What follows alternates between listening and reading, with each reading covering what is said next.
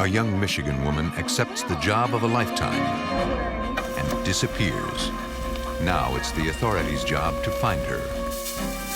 The only clues are some suspicious emails and her new employer's shady past. In New York, an ambitious college student has her whole life ahead of her until she crosses the path of a killer. It's a random murder, the hardest kind to solve. But forensics reveals an unexpected pattern, leading to a game of cat and mouse with the prime suspect.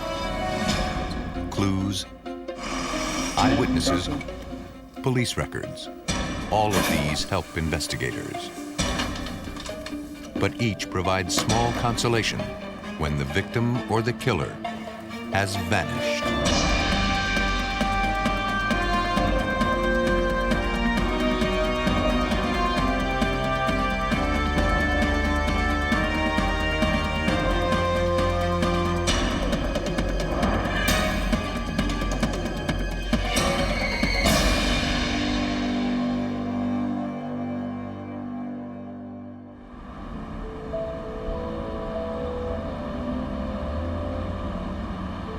In this program, some of the names have been changed.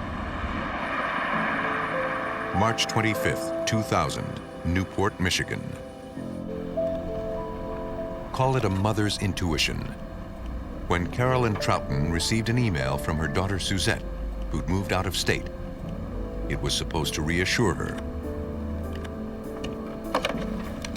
Instead, she called the police.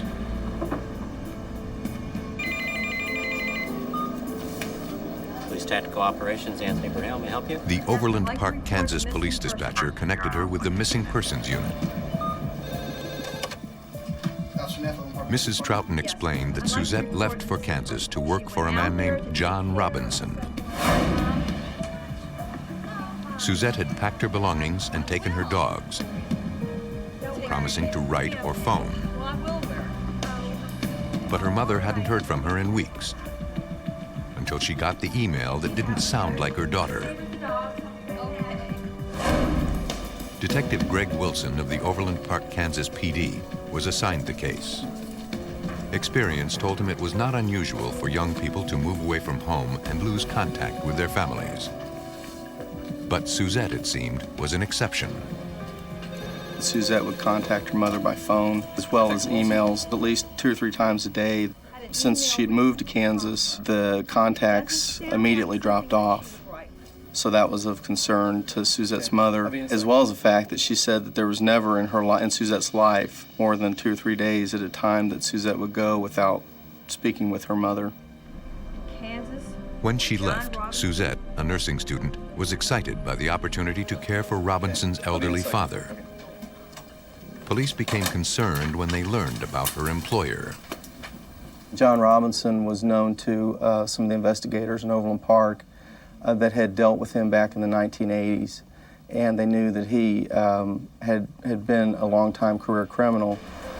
In the 1980s, Robinson had been linked to several missing girls, but had never been charged with any crime connected to their disappearance.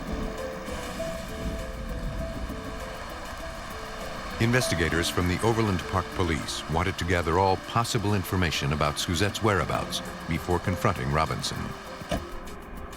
Police went to her last known address, a motel. I'm Detective Bobby Humholt with Overland Park Police Department. My partner Greg Wilson. The clerk recalled Suzette because she had 2 little dogs, which weren't allowed. She had a couple dogs. Once Suzette was told about the policy, the clerk never saw the animals again. The clerk said Suzette's room was paid for by Robinson. He put the room on a business account from a company called Specialty Publications. And there's your receipt, Mr. Robinson. Thank you. Suzette stayed at the hotel for 16 days and had checked out on March 1st, Checking out? almost 3 weeks earlier. If you think of anything else, could you The please clerk give me a call? provided the security camera tape from you. that date, Thanks. which provided investigators with a current picture of Robinson. Then detectives spoke with the housekeeper, who recalled that Suzette had occupied room 216.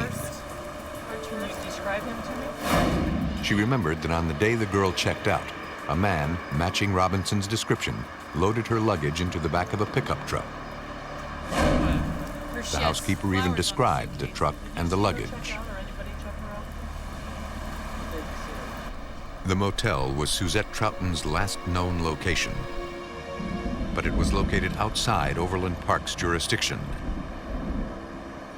The investigators brought in the Lenexa, Kansas Police Department to help them with this baffling case. Detective Wilson met with Sergeant Rick Roth of the Lenexa Police, sharing what he'd found at the motel. Wilson also told Lenexa PD that this was not the first time they had heard of John Robinson. We had some good background information on John Robinson, and certain aspects of the disappearances of the girls in the 80s kind of meshed with the disappearance of Suzette. In the previous cases of missing women, investigators could never find enough to prove their suspicions. And Robinson proved a difficult man to investigate. The things that really didn't work in the 80s, going and talking to Robinson right away, what that did for him is it let him know that law enforcement was looking at him, that they were actively looking for these people that were missing. Police believe this gave Robinson time to cover his tracks. Sergeant Rick Roth wanted to talk with the retired detectives who worked the earlier case. We're going to give it a try. We brought them in, interviewed them. We had their official reports. However, we wanted to get a little further and get their personal views, what went correct in their investigations, what went wrong, their gut feelings, the little tidbits that were not in the police reports. The more he learned about Robinson, the more Detective Roth began to fear he was running out of time if he hoped to find Suzette Troughton alive. The detective started by trying to track down Suzette's missing possessions. 555-3344. They made cold calls to area mini storage companies, Yes, hello. looking for one that rented space to John Robinson. Yes, thank you. They found one. Detectives went there as a punch key entrance, obtained the records, and found out he had actually been there on March 1st. That was the same day Robinson checked Suzette out of the motel. Investigators next focused their attention on trying to find her dogs. The family had told us that if we found Suzette's dogs, that something bad had happened to Suzette. They were like her children. Officers used the same cold call technique and found Suzette's two dogs. They were adopted after being left at a shelter. Investigators now feared their missing persons case had become a homicide investigation. When we did find the dogs, it was kind of confirmation on our feelings that she was, in fact, dead. As police began to fear they might never find Suzette Troughton alive, all they could do now was work to try to find her killer before he struck again. As police continued the search for a missing girl in Kansas, they focused their attention on the man who had last seen her, a career criminal named John Robinson. Police wanted to keep a close watch on Robinson, but they didn't want to make him aware of their investigation. Sergeant Rick Roth. From the lack of luck in the past interviewing John Robinson, we were not going to contact him. And basically, we threw every detective we had into the investigation. Police put Robinson under surveillance. He was married and living with his family in a modest home. For seasoned investigator Don Lehman of the Lenexa Police Department, his habits seemed odd. He would do activities during the day, mainly by himself. Would go and visit women that he had coming into town. He would meet them at hotels. Most of his activity during the day was outside of the family, whereas in the evening, he was generally home by like 4 or 5 o'clock, He was kind of, at that point, the family man. Investigators collected his trash, hoping to find something incriminating. Something to link him to Suzette Troughton or to his cloudy past.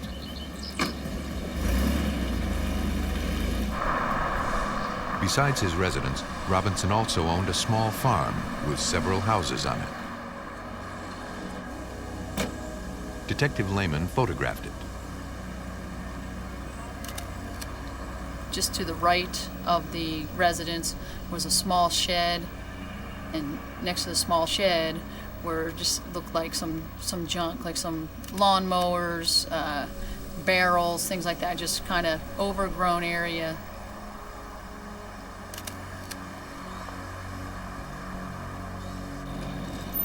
But a more immediate clue was coming together at the police station, where a bag of shredded documents was found among Robinson's trash. Strip by strip, detectives found their next leads. Phone records, credit card bills, and internet records. But one piece of evidence stood out. We found a bill for a storage locker over in Raymore, Missouri. When investigators went over there to talk to the storage company, they were able to find that John Robinson actually had another locker there at that same site, but it was actually in one of the other victims' names. At this point, all the police had were suspicions. They would need some hard evidence to secure a warrant to search the storage locker. They turned to his phone records for that evidence. The records indicated that he'd called Suzette hundreds of times, but not after he'd checked her out of the hotel. Newport. He'd also placed calls to several other women, including 2 in Canada. Another one.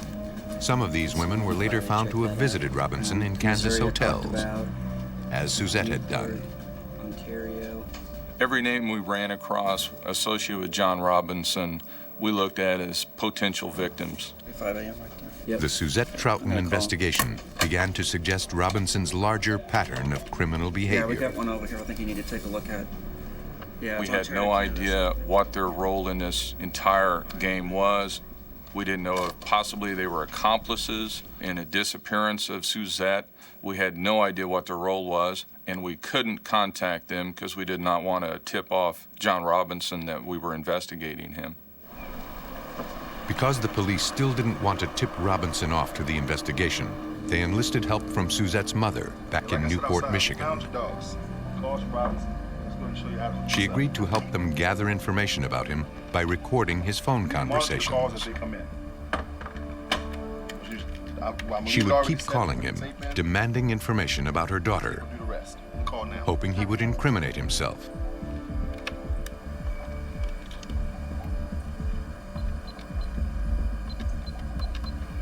But he was too slick. He told her that Suzette was traveling with another man, and he hadn't heard from her either.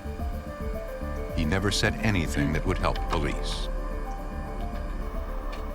Robinson's story seemed unlikely, but the calls did appear to prompt a letter from Suzette, postmarked San Jose. Her mother remained unconvinced. Everything about it was wrong, from what Suzette said to the fact that it was typed. Again, Carolyn Troughton notified the police. Paul Morrison was the Johnson County, Kansas DA assigned to the case. And these letters that are trickling in from Mexico, from California, talking about what a great time she's having with this new gentleman that she's taken up with. We didn't believe it for a second, but I think the point here is that, number one, we didn't know if we were ever going to find her body. We did believe that she was dead, and we knew early on that we were dealing with somebody that is much more sophisticated than your typical criminal. It seemed John Robinson had a talent for getting away with his crimes, including the disappearances of 3 other Kansas women more than a decade earlier. From what investigators could tell, everything Robinson did was spun out of deceit. He was a con artist. Most of his crimes involved financial crimes. He never worked for a business that he didn't rip off, and from what we could tell, he never met anybody he didn't rip off. Just as police were beginning to fear they may never learn the truth about John Robinson, they got a call from a woman who had seen him for the man he truly was. In Kansas, Suzette Troughton is missing and presumed dead. Police fear the suspect, John Robinson, may be a serial killer, but they have no proof. You have to go find John. Until they receive a desperate call from a terrified woman. Sexually assaulted in my room. Robinson had lured her from Texas, and she now gave police some crucial information. Sergeant Rick Roth was one of the principal investigators. Anybody named John Robinson. The woman had gone to the office in a rather agitated state and asked who had rented the room that she was in. Management told her it was John Robinson. This woman knew him as James Turner. That further infuriated her, and she started yelling and screaming about the fact that she had been battered and that he had stolen from her.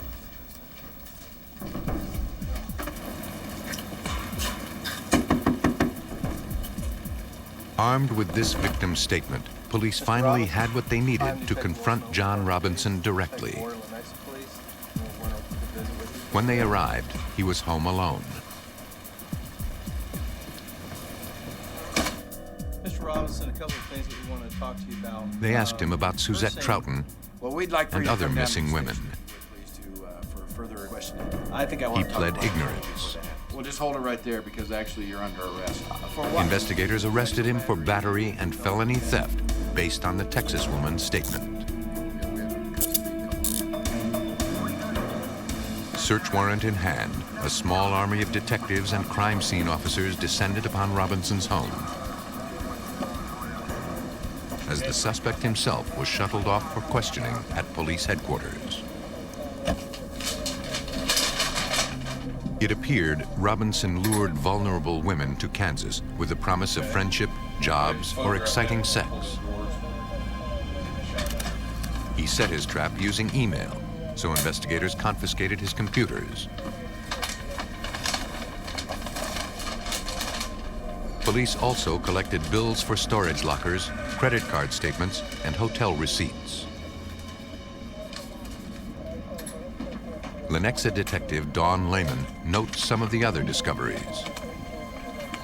We recovered several books on creating new identities, make someone disappear, things like that. We recovered letterhead from the CIA, DEA, ATF. We even collected several pieces of information from some of the women from the early 80s that he had kept documents of or notes, probably to keep track of who he had spoken to with their families. Missing was any evidence leading to Suzette Troughton. Investigators hoped to find it in his computers.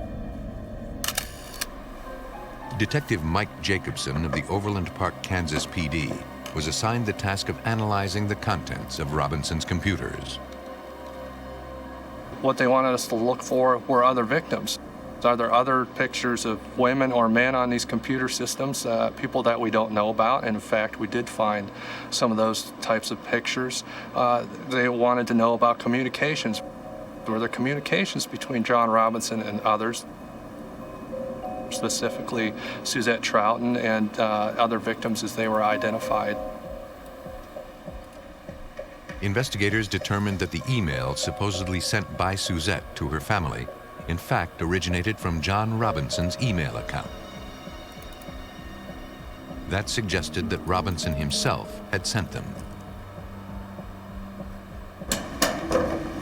Police hoped for a more substantial link in Robinson's storage units.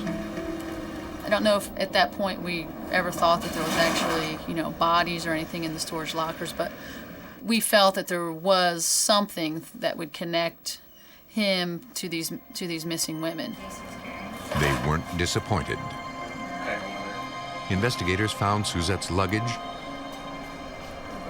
her computer, clothing, identification, and other personal possessions. Here's Suzette's driver's license and her social security number. Get that? More incriminating was a stack of stationery pre-signed with Suzette's signature.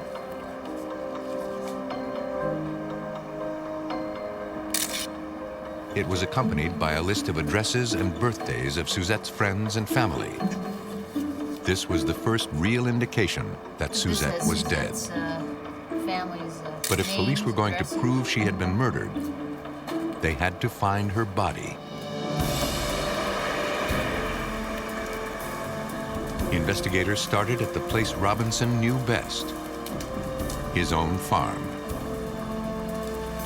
Cadaver dogs led officers through the brush and right to a pair of large barrels.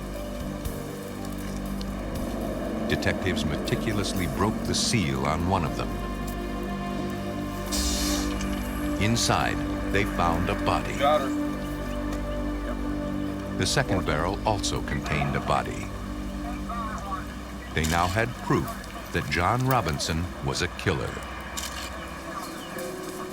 Detective Greg Wilson of the Overland Park, Kansas PD. We don't deal with a lot of murders, thank goodness. When you become a police officer, you hope that you never have to deal with a situation like this. You know, the whole thing was almost overwhelming. Now, investigators had to determine what had happened to these victims and who they were. It was an enormous challenge. One they presented to Shawnee County, Kansas Deputy Coroner Donald Poyman. Normally, the bodies come in a sealed body bag, and we know how to examine the bodies. In this case, just deciding how to get the bodies out of the barrels and preserve the evidence was a very tricky situation. Not only because of the logistics of them being extremely heavy, but we had a lot of tissue that had liquefied. Poyman determined that both victims were young females, and both were killed by a hammer strike to the skull. One had been dead about a month, the other up to 2 years. Upon learning that the bodies had been found on his land, Robinson asked to speak with his lawyer. Investigators respected his request, but not before showing him the room full of evidence they had gathered against him. It included photos of his victims, maps, and surveillance logs. Investigators believed it was finally Robinson's time to wait. After months of investigating suspected serial killer John Robinson, authorities in Kansas finally had him in custody. From the local jail, he and his lawyer were trying to find a way to prove his innocence. I've been arrested for sexual battery. So far, the only charges against him were battery and larceny related to the woman from Texas. But with 2 bodies found on his property, Sergeant Rick Roth was determined not to stop until he had brought this man he believed was a cold-blooded murderer to justice. Robinson had slipped away once before. This time, he would not get away. This was a huge case, biggest case ever worked at Lenexa as far as manpower and time. For 2.5 months, we threw every detective we had into it. And then after Robinson was arrested, I mean, it had increased to like 35 detectives working this case. It was a huge strain on manpower. Investigators focused their attention on the evidence. Their first job was to identify the victims found on Robinson's farm. Dr. Daniel Winter, forensic odontologist, was asked to assist with the identification. In the case of Suzette Troughton, we were provided ante-mortem charts and x-rays by her treating dentist. I took x-rays and charted and took photographs also. If Winter could match the 2 sets of x-rays, then he could say with certainty that investigators had found the body of Suzette Troughton. We see fillings that are identical between the ante-mortem and the post-mortem x-rays. These are enough points to make a positive identification. Dental records proved that one of the victims was Suzette Troughton. Investigators also ID'd the other victim as a woman who had been reported missing. They then focused all energy on connecting Robinson to Suzette's murder. They began by studying the letters Suzette's mother had received. Here, too, the tale would be told in the lab. At the Kansas City Police Department, Chief Criminalist Frank Booth extracted DNA from Suzette's body. He hoped to compare it against cellular material pulled from the envelopes that Suzette supposedly sent her family. He wanted to see who had actually sent the letters. If I can detect that underneath the flap of the envelope, I can then know that I've got an indication I've got saliva. In addition to that, you also slough off epithelial cells from the inside lining of your mouth. These cells are very distinctive in their appearance, and they also contain the DNA that can identify who licked the envelope. It wasn't Suzette Troughton. The DNA on the envelopes matched a sample taken from John Robinson. He must have sent the letters to avoid arousing suspicion about Suzette's fate. Robinson's connection with Suzette was linked at a molecular level. Hair and blood cells found in Robinson's storage unit were consistent with Suzette's. And a fingerprint on Suzette's driver's license belonged to Robinson.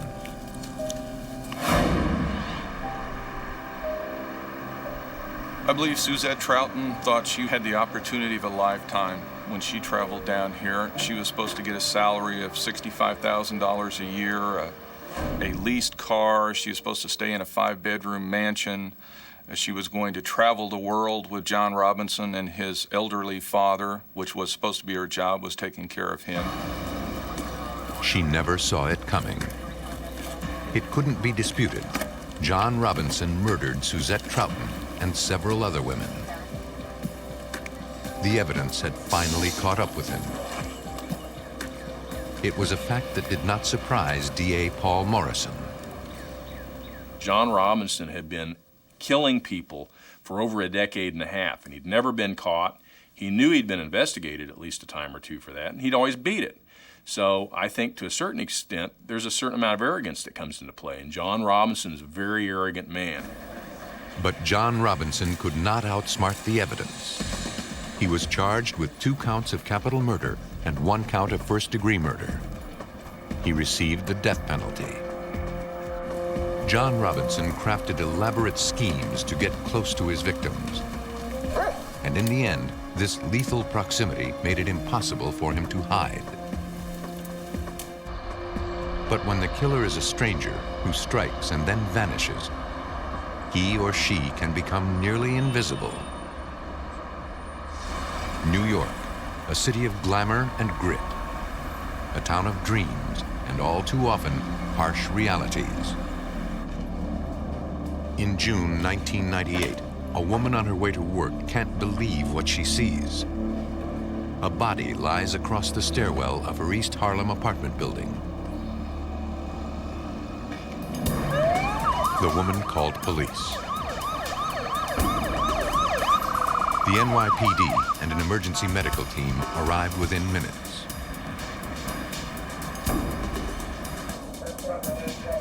But there was no emergency. It was clear that the young woman had been dead for some time. Investigators determined she had been sexually assaulted. And with no identification, that was all they knew about her. Homicide detective Rob Mooney had his work cut out for him. We weren't sure if she lived in the building that she was found in, and because of the lack of obvious trauma, there was no real cause of death obvious at the scene. Investigators would have to wait for the autopsy to determine how she died. The detectives that initially responded to the scene carried it as what we call an investigate DOA, because there was no cause of death known to them and nothing obvious, and there wasn't anybody at the scene telling us what happened to this woman. At the medical examiner's office, the autopsy confirmed that the victim had been sexually assaulted. The technicians performed a rape kit and collected DNA evidence in the event they identified a suspect. The autopsy also showed that her death was not an accident. The medical examiner's office gives us the cause of death as asphyxiation due to chest compression, meaning that somebody or something was heavy enough or exerted enough pressure on her chest to cause her to be unable to breathe.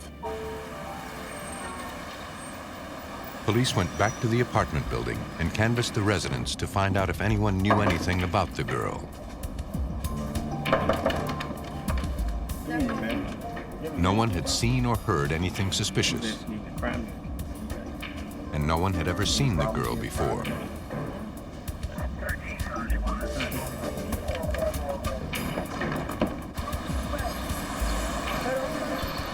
Then, investigators got a call from a woman who was worried that her daughter was missing. Police spoke with the mother. She told them her daughter's name was Rashida Washington. She described Rashida as an ambitious 18-year-old who was working to put herself through college. Police now had a name to try to match with the victim. The police department has a unit that's assigned to the medical examiner's office, missing persons unit that works there. And when they get a report of a missing person, they normally, through course normal business, will match up missing persons reports with unidentified remains. And that was how the identification was made. We have a victim. The woman found murdered was Rashida Washington. Young lady over on 720 West. But no one knew how she ended up dead in the building. Washington. It was several blocks from her home Identified. She works and wasn't late. anywhere near her college campus. She was going to New York City Community College. Could you check on that? Get the. Investigators went to the school she attended. Hey, how's it going? Good. They pored over her class lists, looking for someone who could connect her to the building where she was found. Looks good, man. Thanks. They could find no link. There seemed to be no logical reason for her to be in that building. Next, they went to the dress shop where she worked. They hoped that possibly the manager could shed some light on the mystery of what happened to Rashida Washington. The last time I saw The manager told them that Rashida stayed late and did not mention any plans she had made after work. We found out that she had left work, I think about 9:30 at night, the last day that she was alive, and as far as anybody could tell, took the train as she normally did, and then never made it home. Police hit another dead end. Investigators again turned to those closest to Rashida. It's important to find out who's responsible. We can't give it a slow approach. It's got to be done right, and it's got to be done as quickly as possible to try to prevent further crimes from being committed. They were trying to find out if she had any enemies, We won't talk about that. anyone she was arguing with, or if she was mixed up with the wrong crowd. Her family and friends and co-workers were shocked to find out that she had been the victim of a murder. She was not the kind of person that you would normally find in this position. Desperate for answers, Rashida's family and friends posted flyers throughout the neighborhood. Clearly, because we had no real lead to work on at that stage of the game, then you have to start with her. And you start to talk to all the people around her. And then that circle begins to expand as you go on to see if we can find out exactly what happened to her. Rashida's case was pretty much of a mystery.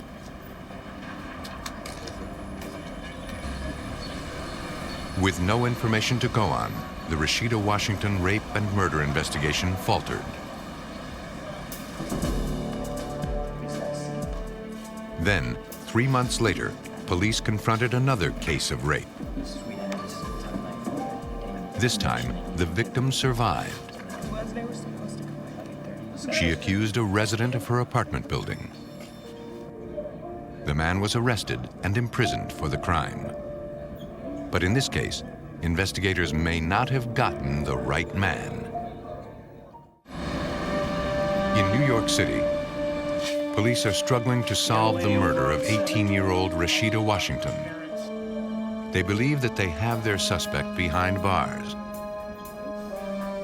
But cutting-edge science is about to point the investigation in a new direction. In 1998, state and federal crime labs were setting up DNA databases for criminal cases.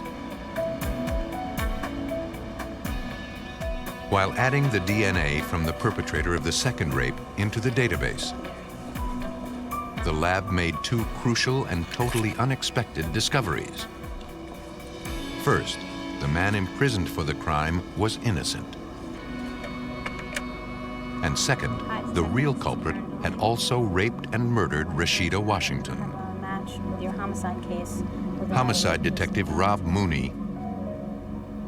The linking of the two cases through DNA was huge for us. That was a huge break. It did not, at that point, tell us who the perpetrator was, but it did tell us that there was at least one person responsible for at least two cases. And it gave us a lot more material to work with because we have a live victim now. We have somebody that's seen the person that killed Rashida Washington can still tell us about. Most of the IDs were made by something else. So But the information from the database did not stop there. It appeared to Karen Dooling, who was an assistant director at the DNA lab for New York City's medical examiner, that the rapist who had turned murderer had been on a spree. Originally, you had these two investigations that were thought to be completely separate, and one of those investigations was even thought to be part of a completely separate pattern, and how these two cases linked together. And as time went on, you know, within the next year or two, in the laboratory, cases continued to link to this pattern, cases that people had no idea were this same perpetrator or that were linked to each other. From interviews with the surviving rape victim, police developed a sketch of the suspect. It was widely circulated around the college Rashida attended and throughout the city. The investigators' hard work paid off. A woman called with an anonymous tip. She's pretty certain that the person in the sketch is somebody that lives in her building on East 111th Street. She supplies us with the address of the building and a nickname, Ace, that she's picked up from having had contact with this person in the building. So the detectives then begin to search our databases for people at that address using that nickname. It brings them their first suspect, a man named Aaron Key, who had a record for robbery, weapons possession, drugs, and other crimes.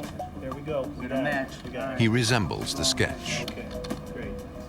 In addition, the surviving rape victim provided another piece of crucial information. According to prosecutor Rich Plansky, at the crime scene, the perpetrator discarded a sweatshirt and a baseball cap. She was positive that the person who raped her was wearing both. And as it turned out, the sweatshirt had a partial laundry tag on the back. following the only real clue they had, investigators approached dry cleaners near Key's apartment. Tell me, sir, do you recognize that tag? One cleaner recognized the distinctive tag as coming from his establishment. He handed over his client list. Here's a copy. Key's mother was on it. Thank you very much. Give you a card.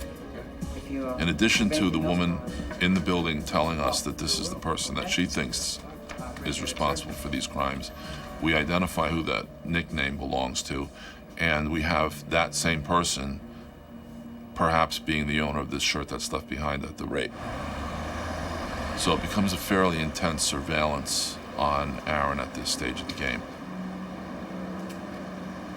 We're watching him 24 hours a day in an effort to try to secure something that will yield a DNA sample. If he smokes a cigarette and throws it on the ground, if he spits out gum and throws it on the ground, if he drinks a soda and throws the bottle in the garbage, get it.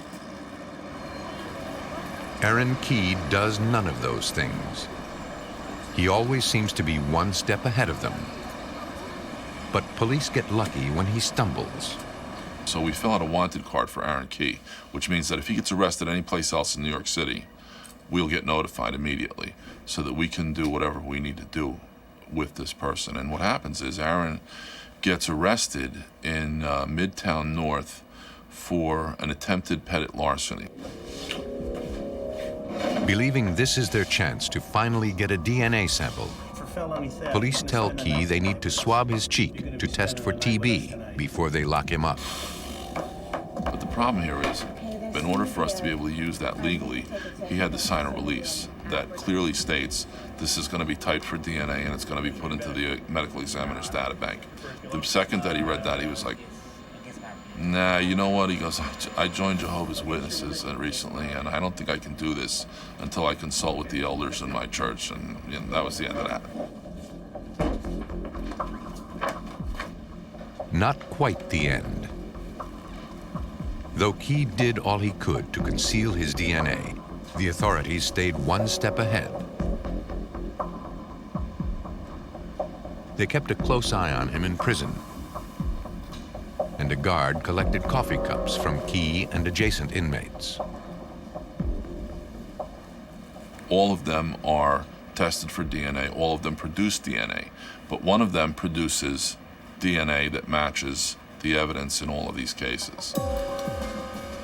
Investigators believed that Aaron Key was the assailant in all 5 cases.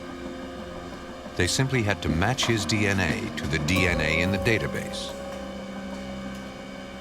But because of the huge number of records on file, that would take time. Time the investigators did not have. With only a petty larceny charge against him, police had to let him go.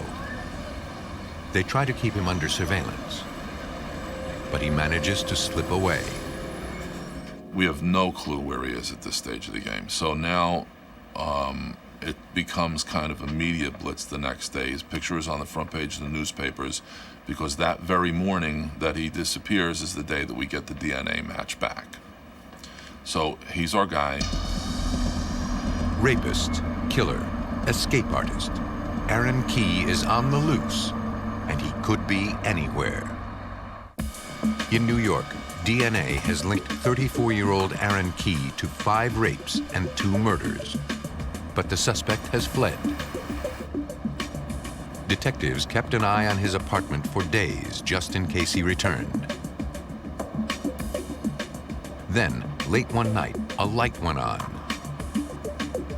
Police wasted no time.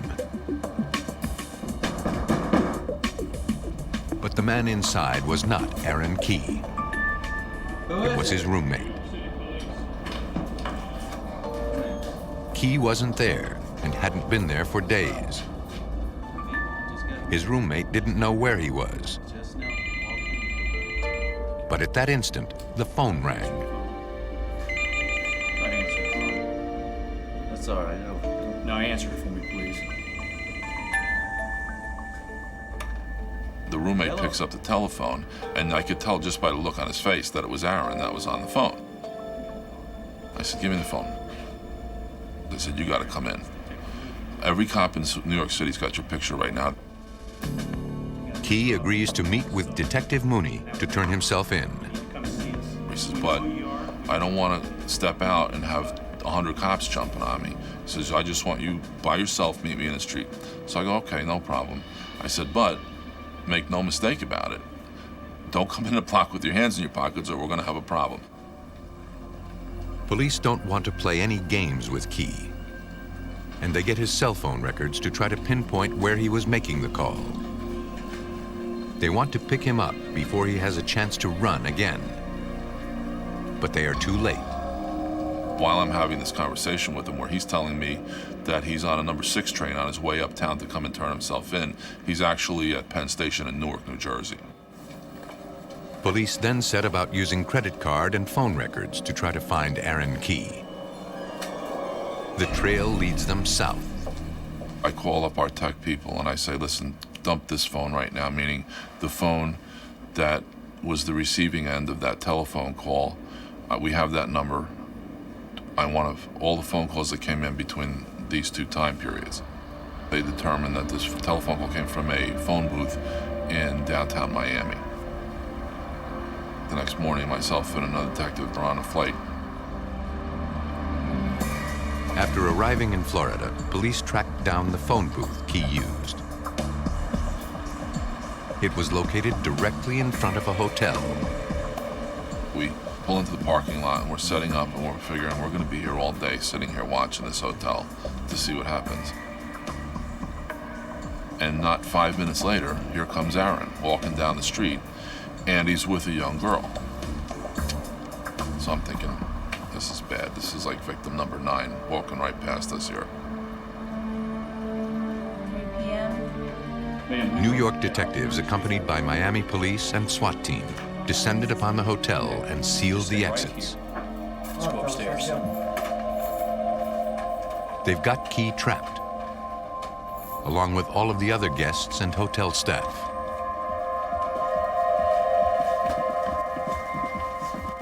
Law enforcement swept the hotel,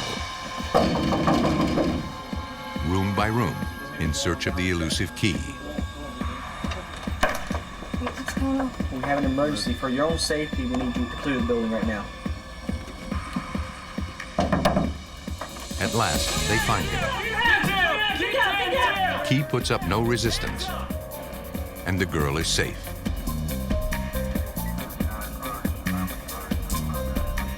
If police hadn't found him so quickly, the girl might have become his next victim. Their quick reactions probably saved her life.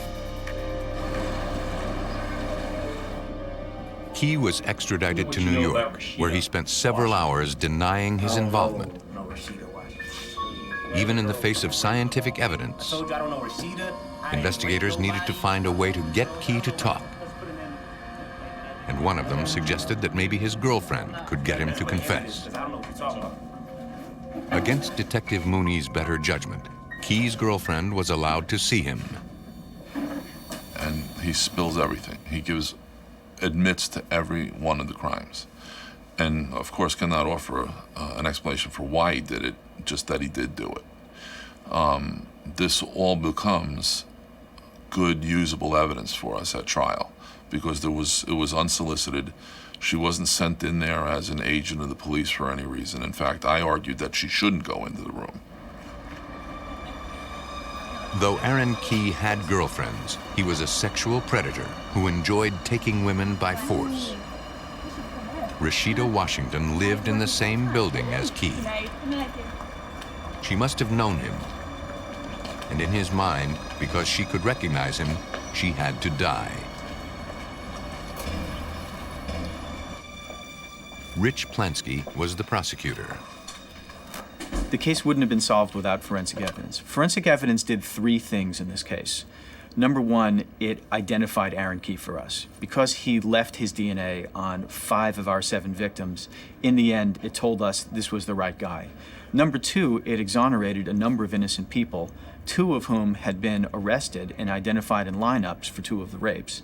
And number 3, it was instrumental in helping us convict Aaron Key and putting him away for the rest of his life. Key was sentenced to life in prison without the possibility of parole. The bottom line is this person is off the board forever. You won't see him anymore. And had he not been taken off the board, more crimes would certainly have been committed. A killer's motivation remains a mystery, but the residue of his crime lingers. Thanks to the tireless work of forensic scientists, when a murder occurs, it is impossible for the killer to simply vanish.